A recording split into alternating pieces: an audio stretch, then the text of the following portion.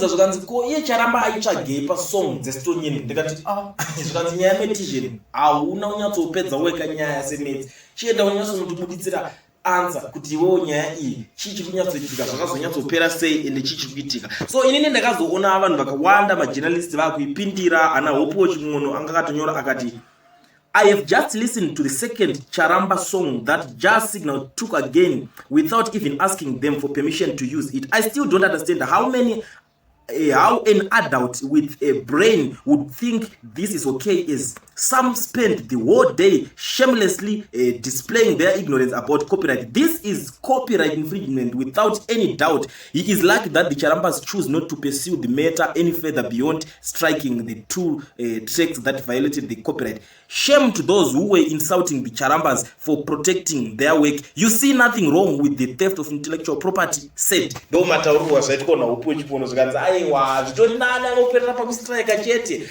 nekuti vamwe takada kutarisa nyaya idzi vakadzibata kana vanogona kutoenderera mberi kana zvekutosvika pakutonosungisana. Asi aya nyaya dzacho vanhu vakaita sana Fadzai Mahere vabudikirawo vachitaurawo maonero avo. Asi aiwa vanhuwo vanenge vakugowanawo zvekumbotaurawo. Munhu wese anenge zowanawo chekutaura but panyaya dzachitaura naFadzai Mahere aiwa tombomisa kusaidi kuti Fadzai Mahere kwake kupolitics uku zvekuvaimbi uku handinyanyi kumufevha zvangu kutaura zvaanenge ataura ikoko nekuti zvinogona kuzodzikisa mamarks ake. Asi panapa ndiri kuona zvakare mumwe muimbi wegospel ari kutodairira achitsinhira zvinova izvo zvazonditi aiwa ngatiwe timboonesana naye kuti ari kutiko zvikanzi naMichael Mandere, it's called intellectual property and it's nothing personal. What Baba Charamba did should help educate all other artists to study the copyright laws.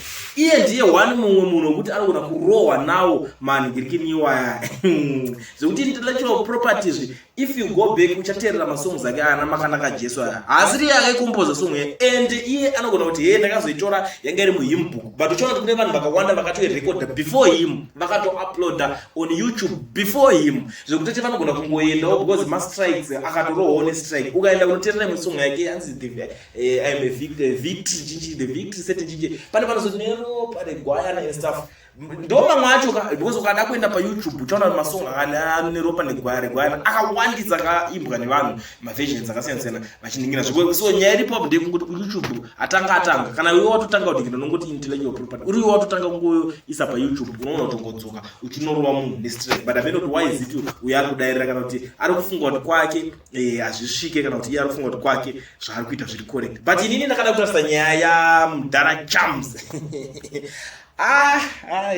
zvinhu zvinozongomakisa kuti munhu wekuchechi manje Mudhara kuchechi ari kutotungamira chechi zveso kuti tiri kutonamata vanhu ndikutokuendesa kudenga kuna Mwari muchizorawo nezvemastrike izvozvizvi muchizonanga kutirajela zvenhingirikini ndopanozonzwanzi munhu vari kuimba vachiimbira Mwari. Inini ndakada kutarisa zvinhu zvapana kuimbira Mwari kuimbira mari because iwe kana uchiimbira Mwari ka zvafanira kuti unongochitoti mharidzo ngaenderere kumberi vanhu vapone vaite sei but apa it's part of business zvakaita Charamba akagona but kana zvava zvekusaidire kuti titarise kuti zvinhu zvari kuita for Mwari ari kuitira Mwari kunenge kutori kunyemba chako chaiko aifinana ndini uri mufundisi wangu hapana chimwe chonongowandidzidzisa kunongochidzidzisa chii zvekusaidire urero kwamwari uku aiwa anenge akabhaiza but zvekusaidire business nemusic Charamba akaita basa rake rakanaka akagona zvinhu zvakatoita zvitori right but kuri kusaidire kuti arada kutungamira zvekwamwari aiwa it's a no for me it's a no hakuna zvekuti unozonzere iwe kuparidza mharidzo yangu zvakafanira kuti iwe wakuparidza mharidzo yangu amboparidza because iwe pane kuclaima music kazhinji vanenge varova dziri mharidzo handiti saka unongozorambidza mumwe munhu kuti